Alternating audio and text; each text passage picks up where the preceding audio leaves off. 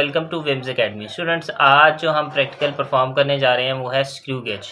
Screw gauge की मदद से हमने क्या करना है कि किसी भी स्ट्रिप की थिकनेस फाइंड करनी है। ये हमारे पास स्क्रू गेज है, जो इंस्ट्रूमेंट है, इसे हम थिकनेस फाइंड करते हैं वायर की। सबसे पहले हम इसके जो मेजर पार्ट्स हैं उसको हाईलाइट कर देते हैं। ये जो यू शेप दिख रहा है आपको, ये फ्रेम कहलाता है। ठीक है, ये जो पार्ट है ये एनवल कहलाता है। ये हमारे पास स्पिंडल है। इसके दो स्केल हैं। ठीक है, एक ये है मेन स्केल, ये है सर्कुलर स्केल। ठीक है, और ये आपके पास क्या कहलाता है, रेचिड कहलाता है। ठीक है, ये सर्कुलर स्केल को घुमाने के लिए इस्तेमाल होता है। अच्छा, हमारे पास ये जो वर्नियर स्क्रू गेज है, ये हमें इसकी ज़रूरत क्यों पेश आती है? सबसे पहले हम वो चीज़ जो हम मीटर रूल या स्केल से फाइंड नहीं कर सकते थे, उसके लिए हमने इस्तेमाल किया किसका? वर्नियर कैलिपर का।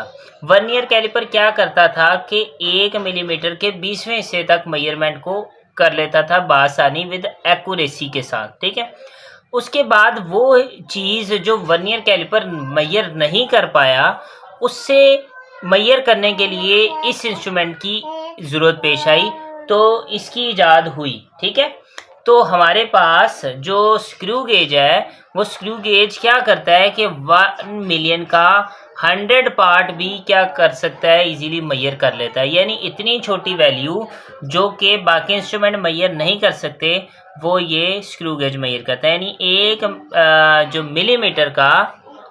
एक मिलीमीटर का 100वां हिस्सा फाइंड करने के काबिल क्या है, ये स्क्रू गेज है। तो इसका लीस्ट काउंट भी 1 डिवाइडेड बाय 100 या 0.5 डिवाइडेड बाय 50, तो ये अप्रॉक्सीमेटली 0.01 लीस्ट काउंट आता है। अब लीस्ट काउंट क्या होता है?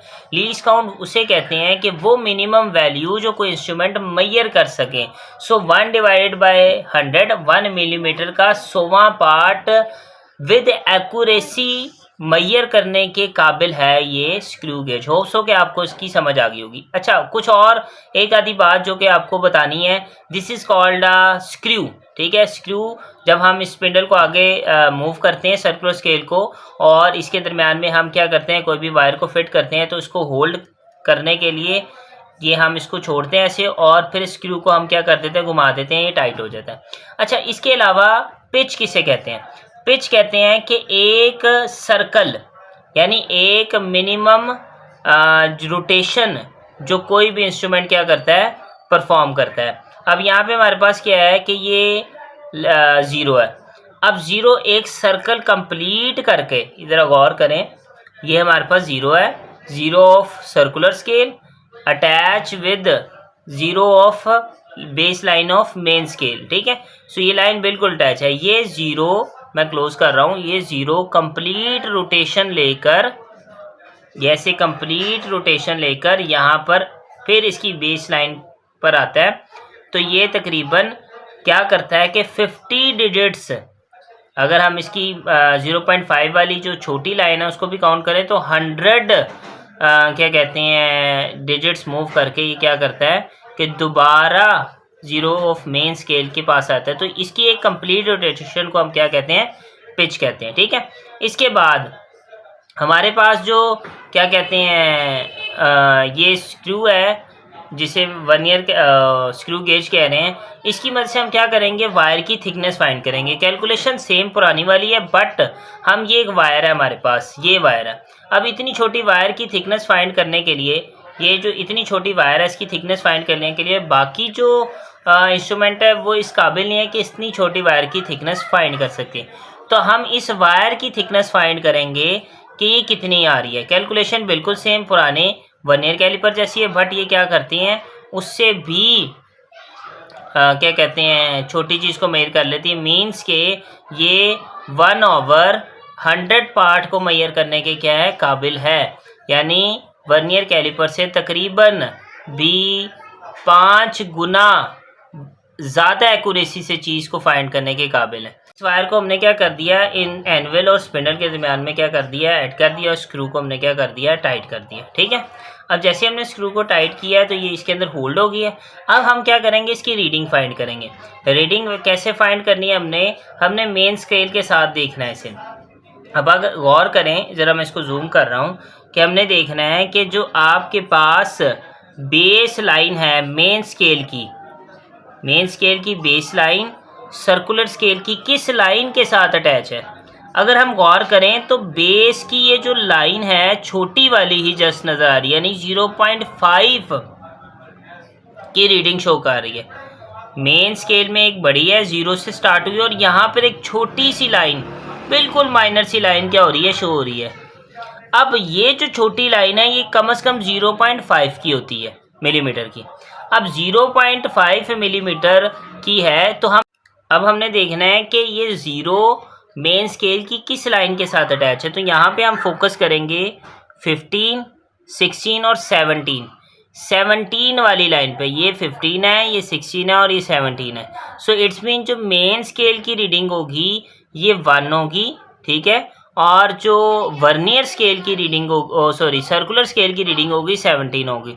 सो हम सेम एज इट इज़ क्या करेंगे कि हम वैसे ही मेन स्केल की रीडिंग को लिखेंगे जैसे हमने वर्नियर कैलिपर की है, और साथ ही साथ हम फिर क्या करेंगे, डिवीजन ऑन सर्कुलर स्केल की भी रीडिंग एज इट इज़ लिखेंगे। फिर हम उसको लीस्ट काउंट के साथ मेजर करेंगे और जो वैल्यू आएगी वो हम क्या करेंगे, प्लस कर देंगे उसमें मेन स्केल की वैल्यू, तो हमारा जवाब आ जाएगा। सो हम इसको कैलकुलेशन को एक पेज पे करते हैं और आपको बताते हैं कि कैसे होती है। अब हम इसकी कैलकुलेशन करते हैं और देखते हैं कि हमने जो रीडिंग मेजर की थी मेन स्केल पे और सर्कुलर स्केल पे उसका जवाब क्या आता है, यानी एक्चुअल वैल्यू क्या आती है, जो एक्चुअल थिकनेस है वो क्या आती है।